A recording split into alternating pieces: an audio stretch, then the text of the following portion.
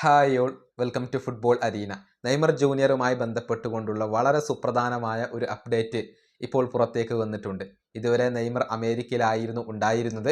കഴിഞ്ഞ ദിവസം അദ്ദേഹം സാന്റോസിലേക്ക് മടങ്ങിയെത്തിയിട്ടുണ്ട്.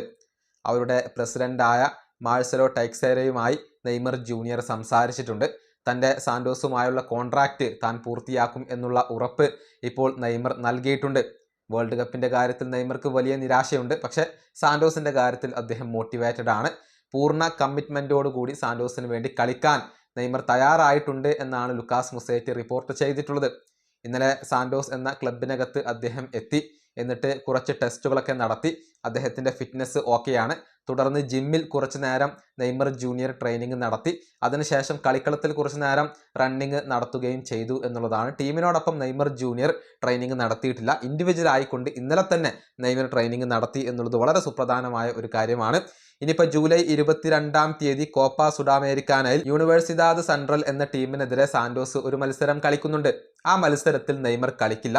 പിന്നീട് ജൂലൈ 26 പുലർച്ചെ ഇന്ത്യൻ സമയം 3 മണിക്ക് ബ്രസീലിയൻ ലീഗിൽ ചപ്പക്കോയൻസെ എന്ന ടീമിനെതിരെ സാന്റോസ് ഒരു മത്സരം കളിക്കുന്നുണ്ട്.